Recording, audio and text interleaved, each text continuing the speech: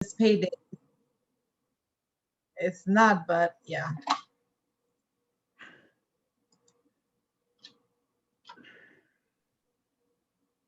Okay, so just that everyone's aware, our meeting will be recorded and we are also live on Facebook. If you want to share with your friends and family to join our live Facebook coverage, they're more than welcome to. Thank you, Alejandra. Yes, please share. If you're on social media, please share the presentation with your family and friends.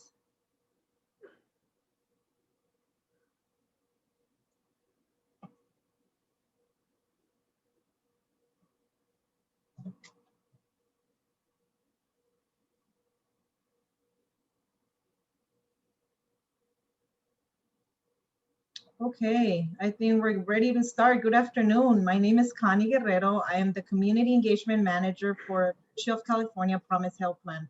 Welcome and thank you to our host, Boys and Girls Club, and our co-host, BlueShield Promise. And thank you to the panelists and to the attendees that are taking the time to join us today as we will be discussing this very important topic. Before I introduce our moderator, I would like to go through some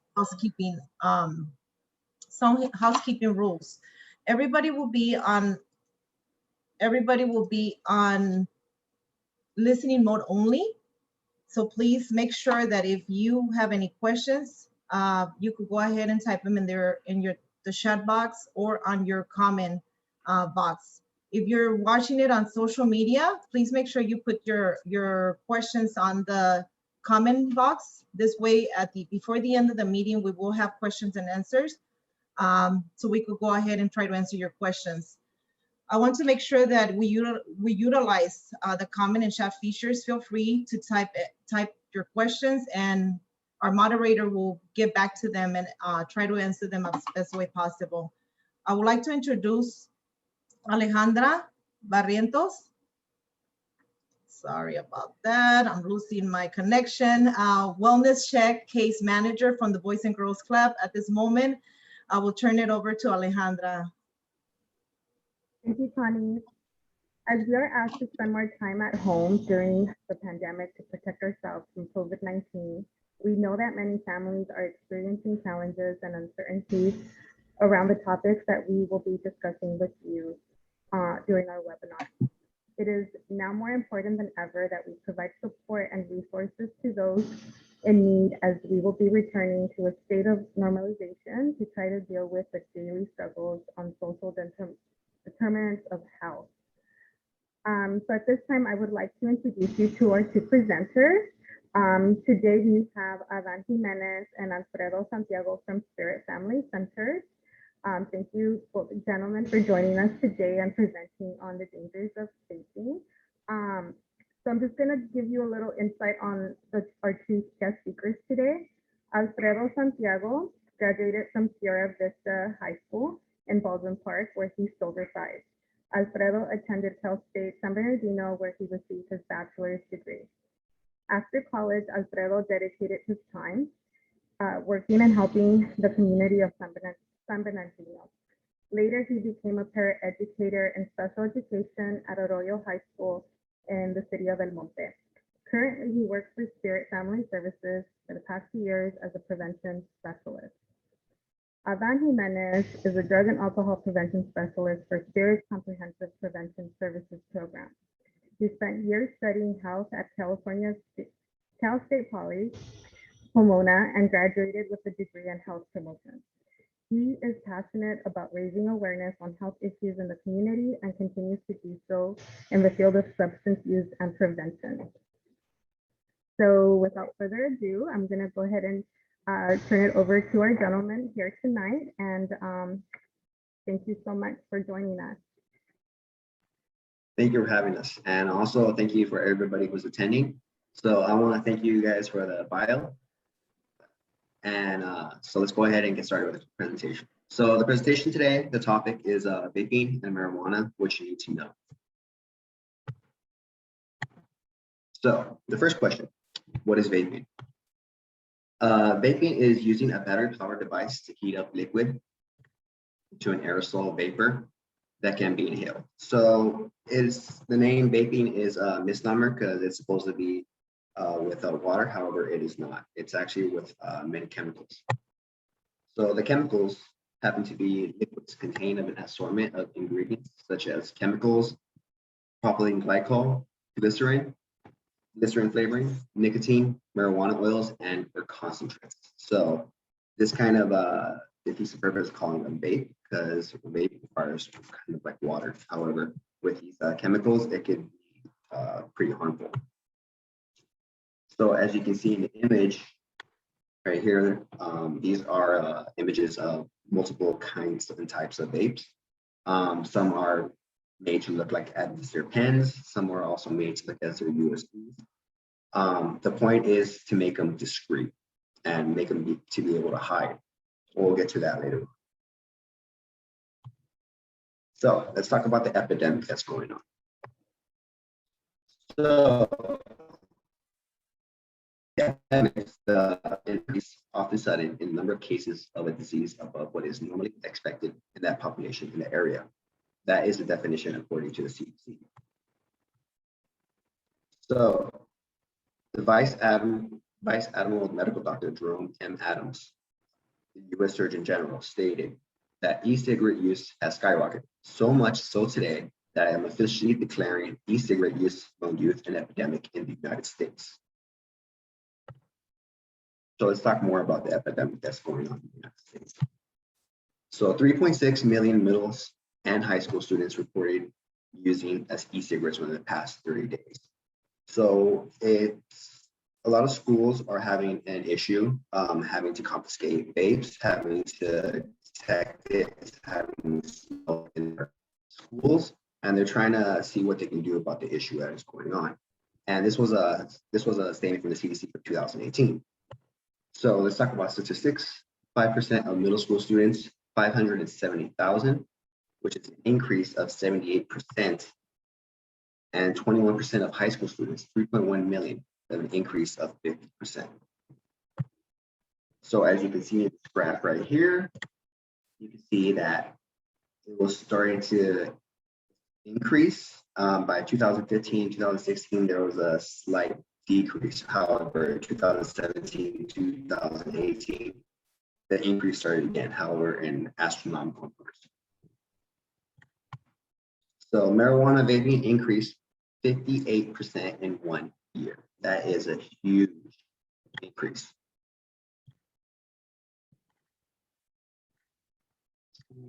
Computers one little behind. So let's talk about the terminology the hospitals use. So there's two terminologies that are going. There is e-valley, which is electronic cigarette or vaping product associated, and there is vaping. Vaping associated pulmonary injury. Even though they try to do two different names, they are practically the same term. So it's the same condition, and the symptoms reported by patients within 90 days of use of an electronic cigarette or vape. So the symptoms that we're talking about is shortness of breath or chest pain, nausea, vomiting, abdominal pain or diarrhea, fever, chills, or weight loss. So going on to the next slide, we're going to talk about the national numbers of people that are victims to vape. So the Center of Disease Control uses the term e-valley. So the first vaping diagnosis was reported in March 2019. 2,807 reported cases in the United States and territories. This is due to February 18, 2020. This was kind of the latest number because in 2020, the pandemic happened. And we try to keep in touch, try to see what the latest statistics were. So we're just waiting on the new numbers to come out. So 54% of reported cases are from people under the age of 24 and as young as 13. And overwhelmingly, 70% of the victims of vape are 70% male. So as you can see in the presentation also that it updates every Thursday. Those were the numbers that we were trying to see. Those are the numbers we're trying to get the statistics of. However, since the pandemic happened, we're just waiting on if there's going to be a eventual update soon. So as you can see here is a chart. The blue states right here, Texas and California, those are the numbers where a lot of the cases are more frequent. As you can see in the green case, green state also, and states around it also. So let's talk about information, more statistics on the national numbers. There were 68 deaths. More are currently under investigation, and that was in the vape. There was a chemical called vitamin E acetate. So what happened was that vitamin E is very unhealthy in the lungs, and in vaping, this chemical is found in a vaping cartridge, and once it enters the lungs, it can cause a lot of damage. 84% of the cases reported use fentanyl, which is THC, which is that main ingredient people try to find in marijuana. So marijuana vaping increased 58% in 1 year. That's when we were talking about how there was a huge increase with 2017 and 2018. So in this graph, you can see the steps that are taken. So when someone is diagnosed with wheat valley, may have symptoms from what happens to be a vaping injury. It goes through a few processes. It goes to the state, then it goes eventually to the CDC or FDA, and they determine if the cause was vaping.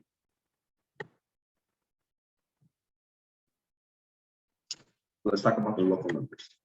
So the local numbers with deaths nationally is 68. And the deaths in Los Angeles, one has been determined because of vaping. Number of cases associated with vaping, VAPI, the cases nationally are 2,807, and the cases in Los Angeles County are 37. So Los Angeles County Department of Health uses the terminology VAPI. So 31 cases as of November 5th, 2019, so 100 to 149 in California. Nearly 2 of 3 are 25 years or younger, as we're going through that information statistic earlier.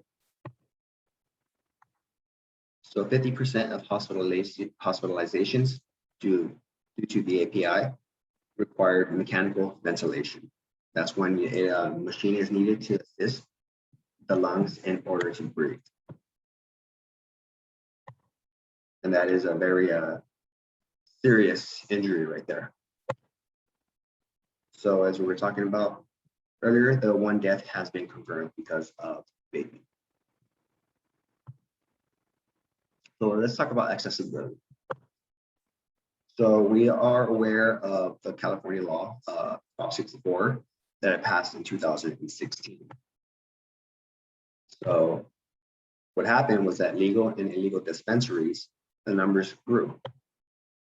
So when we did the research, 1,733 active licenses as of April 18th, storage, distribution, and cultivation in the city of Los Angeles. To find that many dispensaries. What they don't tell you is that these are only the dispensaries that are counted. The number of dispensaries always continues to grow and change. Cannabis use disorder is 25% higher in states with legalization because there are no consequences on it. People are more openly to smoke, and we're going to talk about the addiction levels in a few slides.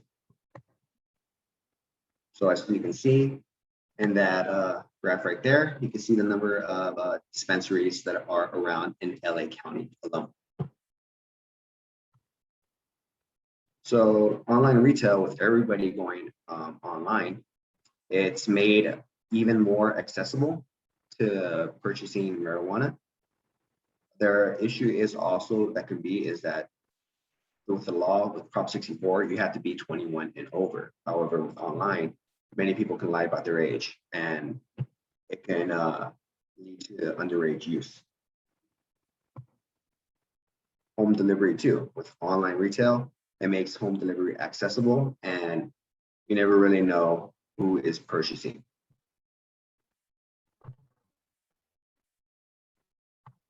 So let's talk about the marketing tactics. So one thing people use marijuana for is for flavors. So 4 out of 5 kids who vape use flavors. So they are trying to appeal to the more younger generation to purchase the product. So as you can see in that graph right there, there are multiple flavors of every kind. Many corporations, they can actually try to get creative and try to make it sound more enticing. But the truth is, they're trying to, it seems the harms of marijuana are harmful. They are. So let's talk about the flavors. So flavors have been used to counteract the harsh flavor of tobacco and marijuana. So we all know the smell of them. So we are familiar, we might have smelled it once or twice, but it is a pretty harsh smell, tobacco and marijuana. So let's talk about vaping pens. As we were speaking earlier, they are made to be convenient. They are made to be sleek. They are made to be able to hide easily. So as you can see there, it's without, if you're not trying to look for it, you won't be able to see what you're trying to look for. You would easily be able to mix it up with a pen. You'll be able to mix it up with a pencil. Some you'll be able to mix it up with a USB. So you can see the very similar features that are right there. So one thing we do at Spirit also is we try to talk to schools, we also try to educate teachers on what to look for, because they're always trying to change the features of the vaping pen. Before, it used to be more bigger, it used to be more easier to point out. However, with, as you can see in these features, teachers will not be able to really know what to look for if they don't know what is there. So with different scents or different flavors, so we know that the smell of marijuana can be very harsh. However, with the scents that they try to hide with the vaping pens, people will not know. They probably just think that there's an air freshener around or one of those, all those other scents. But somebody could just be smoking marijuana from smoking scented or flavored marijuana that's around there. So they try to also make it easily available. And what they don't tell you is that in these pens, there can be a higher concentrations of THC, more than what you would call an old school joint. So let's talk about marijuana, cannabis, and medicine, because this topic does come out a lot. It does show up.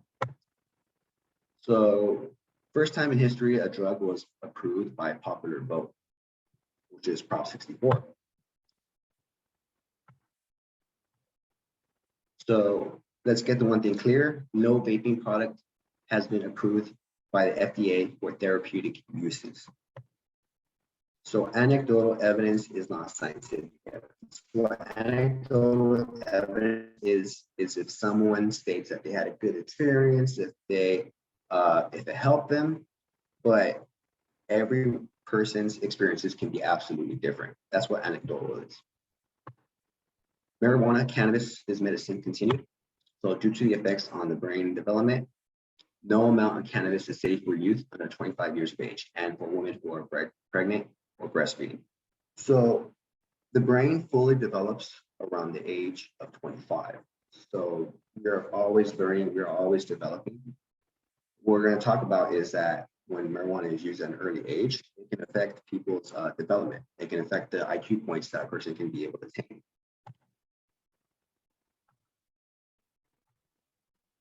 So THC causes the release of dopamine, the feel-good hormone. So overstimulation of releases of dopamine cause natural dopamine production to decrease.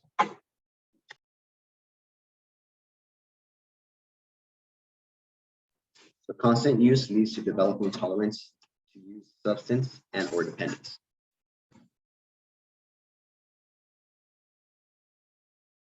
I apologize, my computer is falling a little behind. Alfredo, can you go ahead and take care of this? If you can hear me.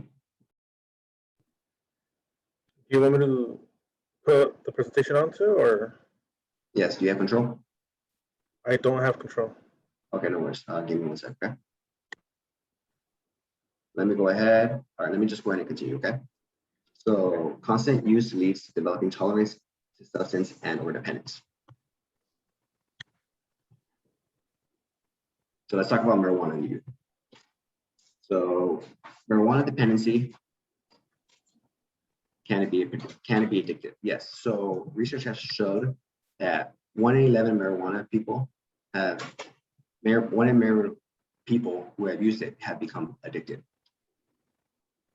So 1 out of 11 adults become dependent, which is 9%. The unfortunate statistic is that the person starts younger, they end up having a higher chance of becoming addicted.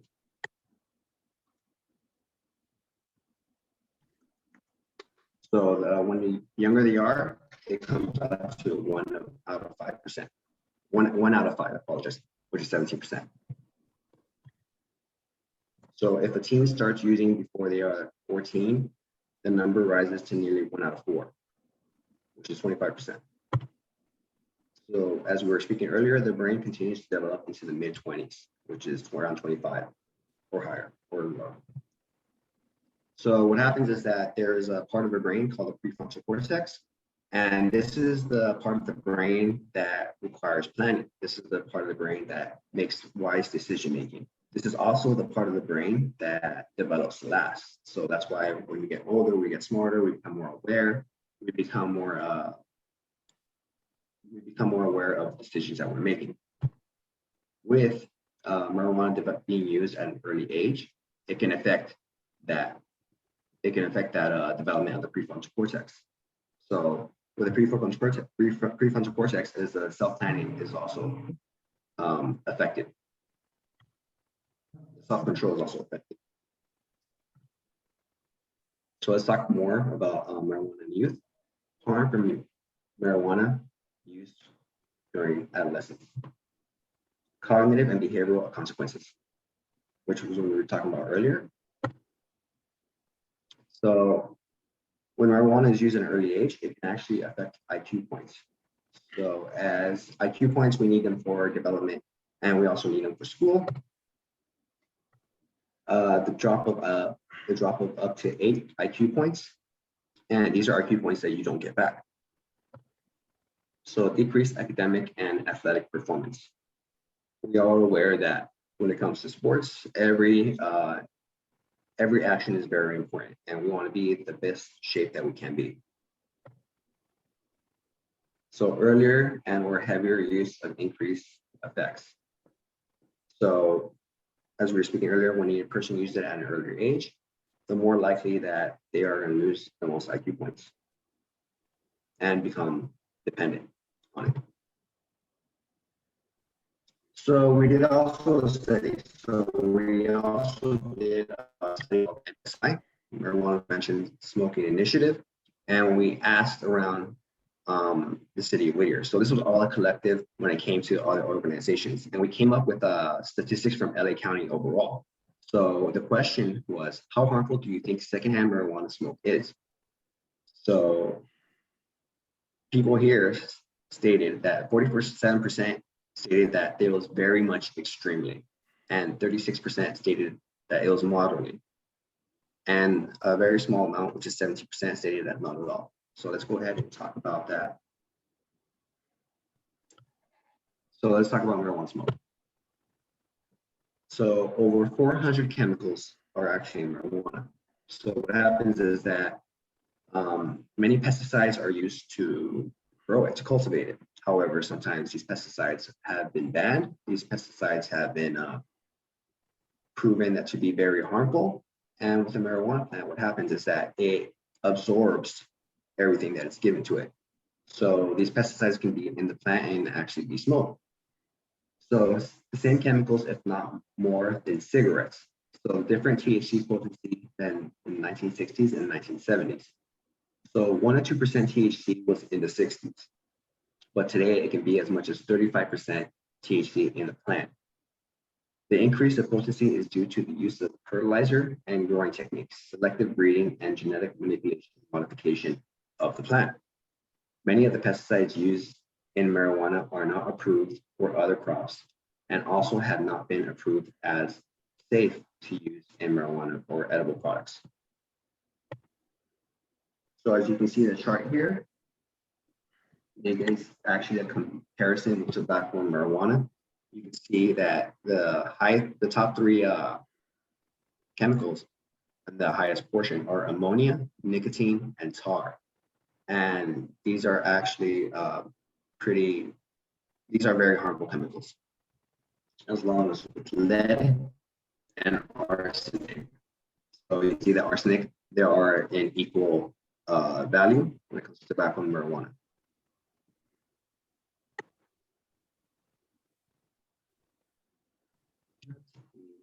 Moment.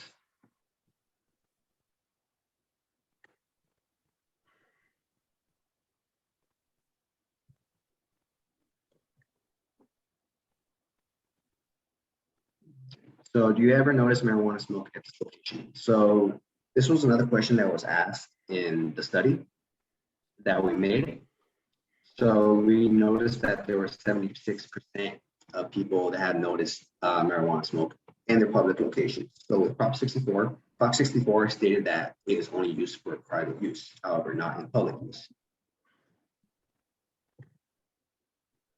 So do you ever notice marijuana smoke at this location? There we go, 76%. So we also asked people how often do they notice it. So 40% people have noticed it very frequently, often, as to the 43% that have noticed it sometimes. However, that is a huge number if you put them together, because that means people have noticed it in their city or around their vicinity.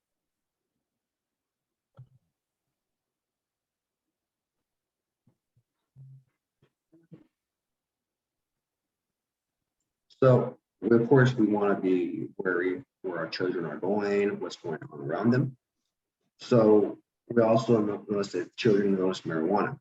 So kids, youth under the age of 18 have also noticed it in their area. So 40% have noticed it very frequently, and while 39% have noticed it sometimes. And we also asked them also how much it's bothered them. So 49% have stated that it bothers them very much.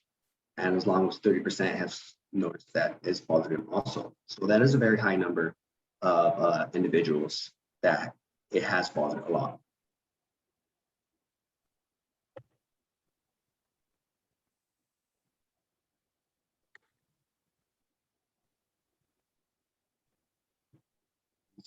So slide.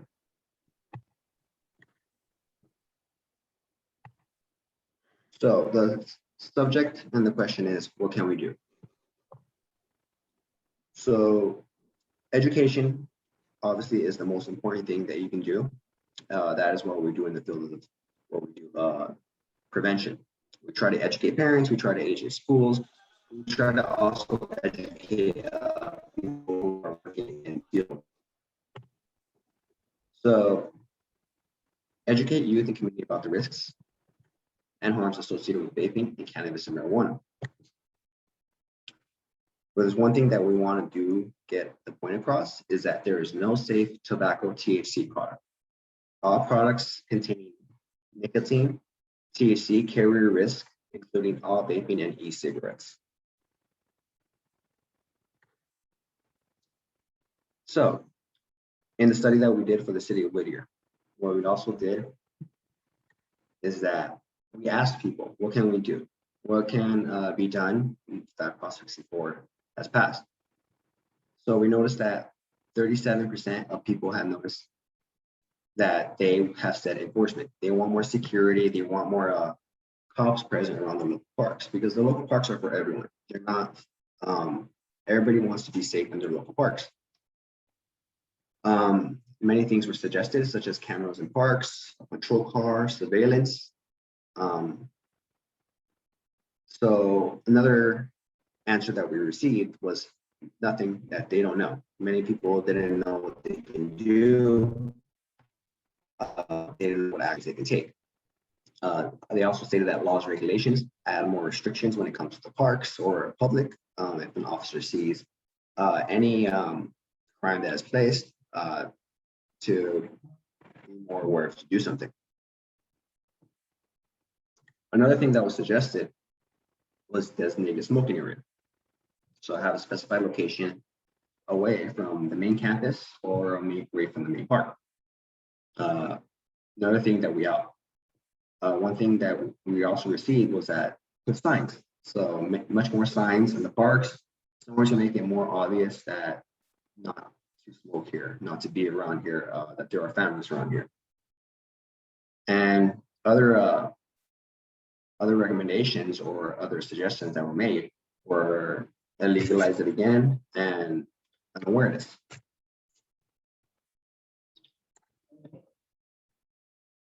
So these are also the statistics in South Whittier. So as you can see, many people recommended 42% in South Whittier of enforcement, having a police officer in the area. Nothing don't know. Many people, as much as 11%, have stated that they don't really know what to do if that situation or if they run into that situation. 10% have stated to put signs because we want to make sure that people can be able to know what not to do at the park, to follow rules and regulations, especially when it comes to parks, public. Many families are out there. And when it came to 8% of South Whittier, they have suggested illegalization again.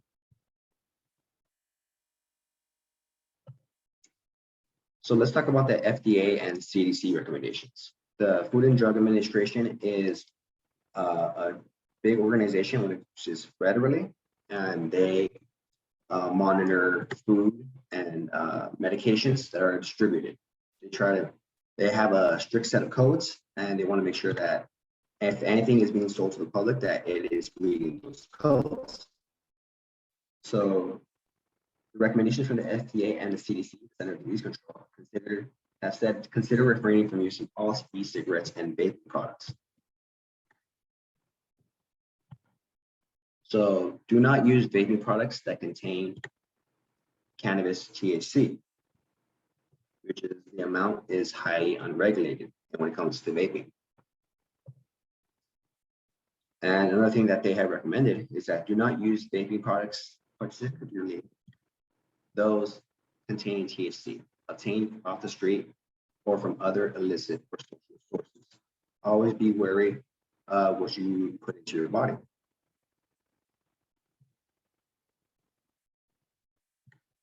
And no youth or pregnant woman should be using any marijuana, cannabis, or vaping product. As we stated earlier, marijuana use can affect children severely, and it can delay developmental progress when it comes to a child.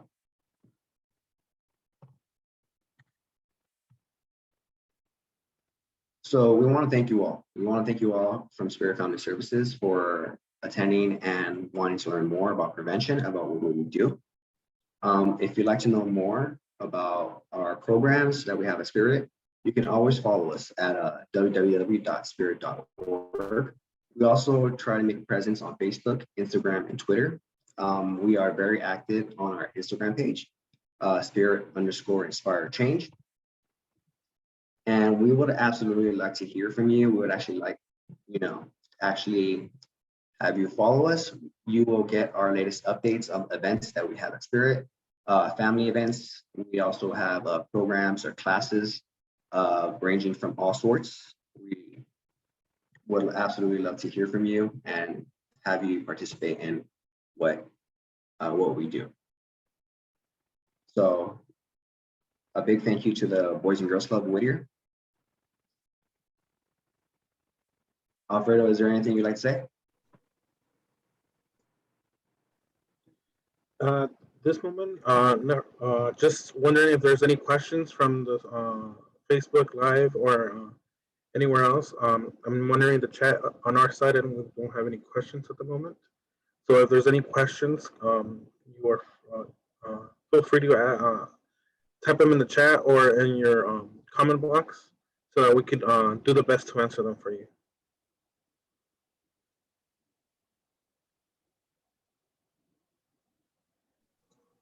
There's like about Alejandra? a 10-second delay on Facebook Live, so I'm just waiting to see if any pop up. Yeah, because Awesome. yeah, I'm watching the Facebook Live and it's on the last slide.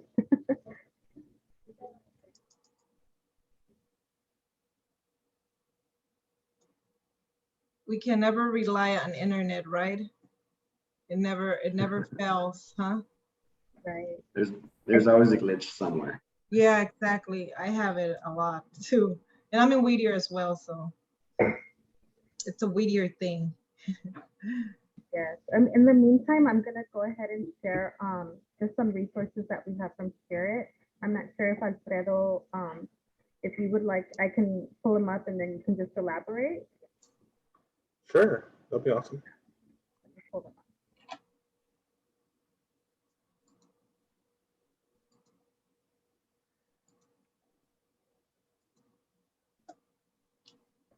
Can you see? So the first one we're seeing here is Donuts with Dads. This is just so people, especially dads, could come in and check out our program, not necessarily join, but to see what we have to offer, and not be enrolled that very same day. They could go in and check it out. It's a fatherhood program. I'm not exactly sure how many weeks it is, but it's a full program where our specialists help parents guide through communication and many other problems that fathers may have at the moment. And if someone doesn't feel comfortable enough to go and enroll, this is a special time where you could go ahead and check it out and see if you think it's something that you might want to enroll in. And it's 5:30 to 7 on Tuesday? Yeah, Thursday on the last Thursday of each month. I think at the moment one of our facilitators is Daisy. She's great, and you'll have a lot of fun, and it's a lot of great learning for dads to have and to be able to communicate with their children. Okay, I'm gonna pull up the next one. I have a question, Alfredo. Is that parent father's workshop, is that one time or is that continuously for a No, this is period? it's a our fatherhood program. I think it might be 10 weeks. I'm not exactly sure. It's a whole program. This is so that you could go in and check it out and see if it's something they might want to do. If they don't want to commit right away, this is a way to get the dads to go online and find out if they think it's going to be beneficial to them and they're willing to take the time and enroll. Okay, to participate. It's kind of like a icebreaker for the dads to commit. Yes. Got it. Thank you. That's awesome. I'm gonna look into that and share with some of the dads in my life.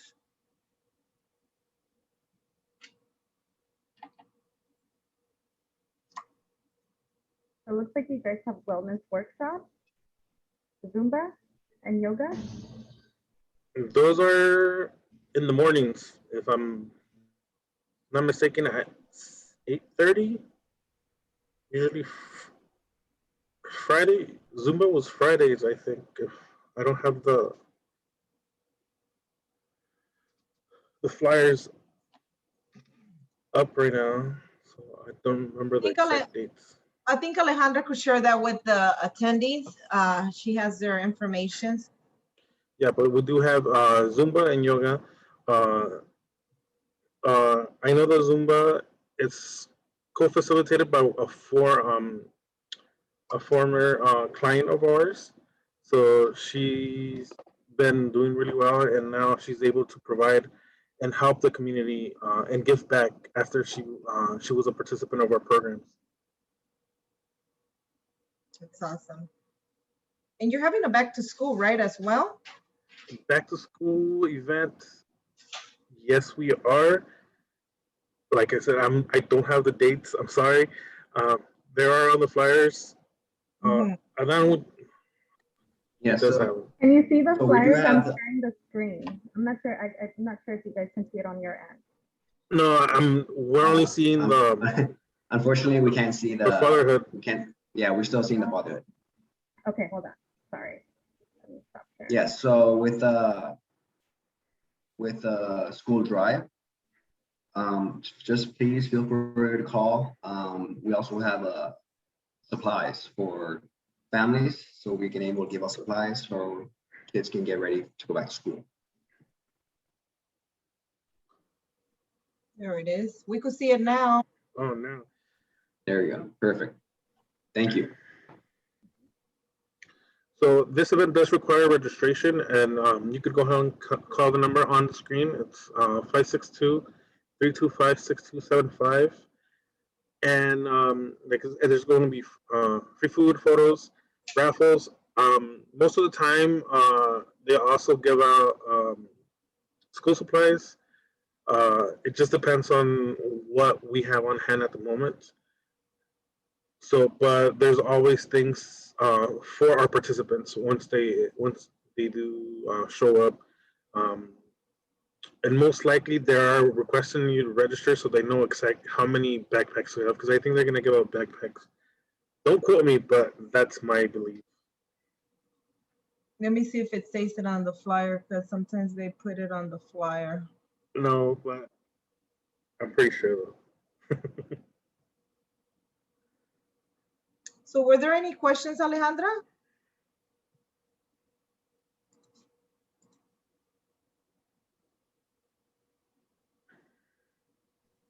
No questions on the Facebook Live. So let me check the chat here.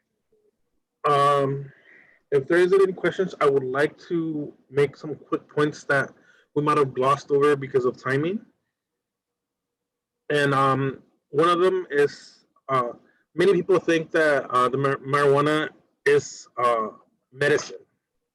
I wouldn't call it medicine. I would call it medicinal, because it could be used in some cases. Most of the cases is used to elicit appetite on people that are going through cancer treatments and things like that might depress their appetite. And in those cases, it is the side effect of getting hungry is used as a medicinal purposes so that the person can eat. Like we stated in the presentation, FDA has not approved any of the marijuana that we could obtain through dispensaries or illicit sources as medicine. They do have 3 different types of medical marijuana products that they could use, but those are very different from what you get at your dispensaries or at your or in the streets. They're very those are you could only get through prescription and at pharmacies. And like I said, it will never be the raw form of marijuana, like the flower or bud that we're used to seeing, or in a vape cartridge. They're usually pills, and they're used for severe cases of cancer, and the other ones are used for severe cases of epilepsy. Yeah, So so pretty much the FDA has approved synthetic versions, but it will never come from the actual plant or from a bud. The FDA approved synthetic fake versions in order to assist when it comes to cancer or epilepsy. And then the other point that I wanted to come across is just with eValley, it was a condition that we were seeing people having because of vaping.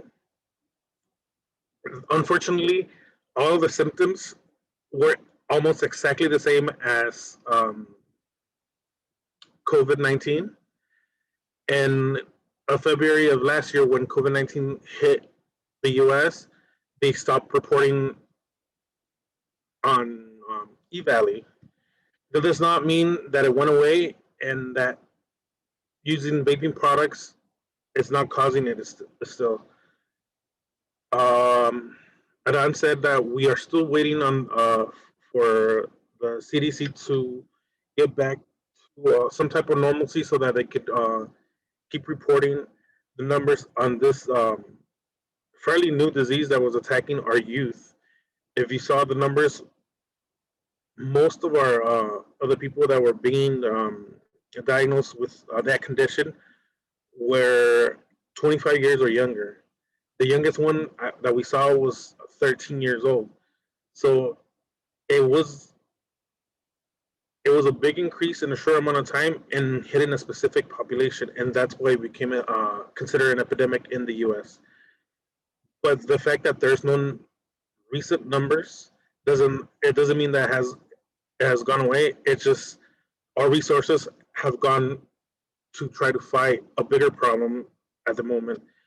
But I think eventually we will see the CDC get back to us and give us an update on those numbers. Well, thank you, Alfredo, for just pointing that out. Yeah, with all the pandemic and everything just changing, as we continue to stay at home, it gets a little crazy for our youth. I know I have a 17-year-old and he's not vaping, but yeah, it gets definitely difficult to get him out of the room and just back to some sort of normality. Yes. And other things for parents.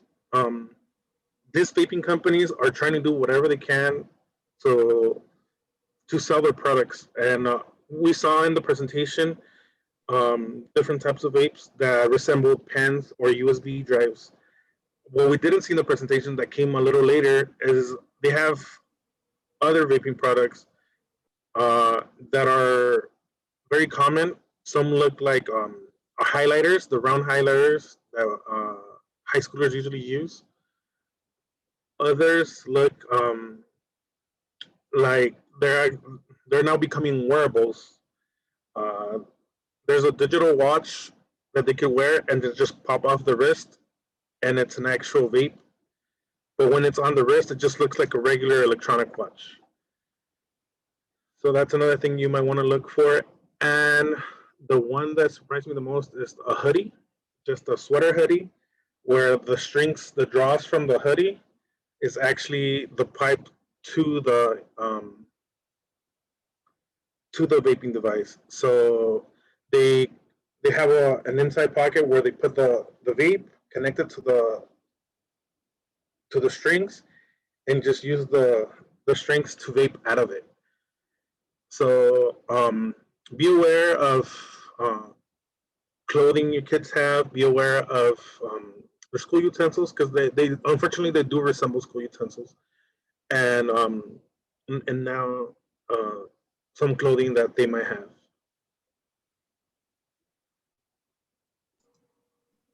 Wow. Awareness. Nothing to say but wow. Thank you, thank you. I'm just going to share one more thing. Thank you so much, Alfredo, because I already, gentleman talked about your social media account, so I definitely want to share that. And then I'll be sending an email with all the flyers that were presented here today. Let me pull this up. Thank you. That'd be awesome. And just to finish up, we are part of SPIRITT Family Services. We are the Drug and Alcohol Abuse Prevention Program. There are many programs within our organization, and just go ahead and go into the website and check it out. There's many things that our agency provides, and even if you think we might not be able to provide you, if you come in, we will find a way to link you to the help you need. So even if we don't have the services you need, we will find a way to find you those services. Great, thank you. Can you guys see the screen? Yes, we can. Okay, great. So I will be sending these flyers. They're both in English and Spanish to those that were here today.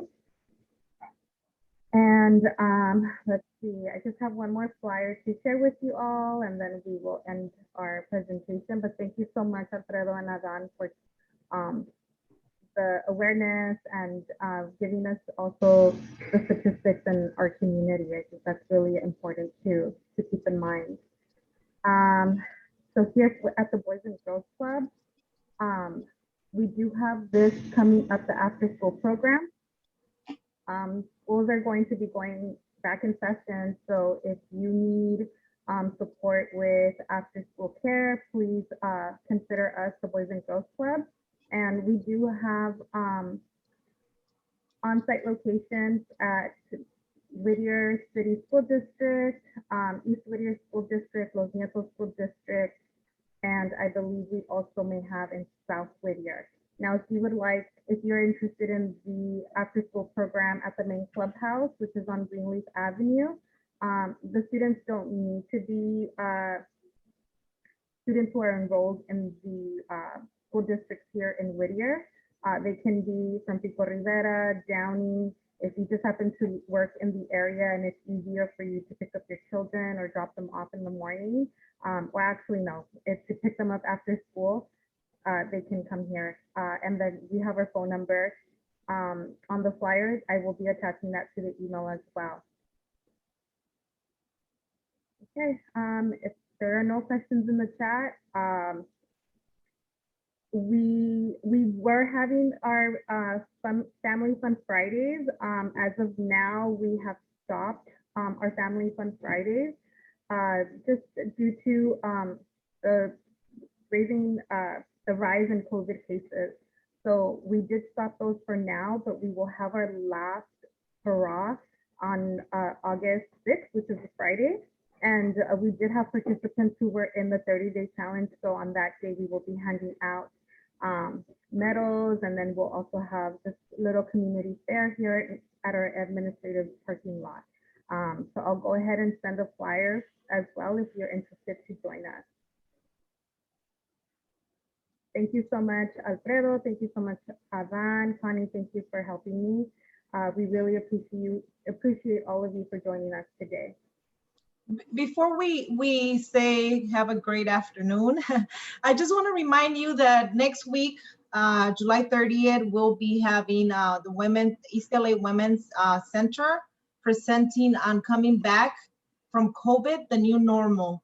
So join us for that webinar, same time at 5:30 to 6:30. So that's next Friday.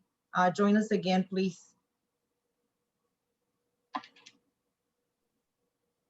I will be sending out an email as well. The email usually goes out on Thursday evening or Friday morning. So I will try my best to send it out Thursday morning and at the beginning of the week just to remind everyone. Thank you everyone for joining us. We appreciate you. Have a good weekend. Thank you so much. Have a great Thank you week. all. We'll see you Bye. next week. Have a great weekend, everybody. Bye-bye.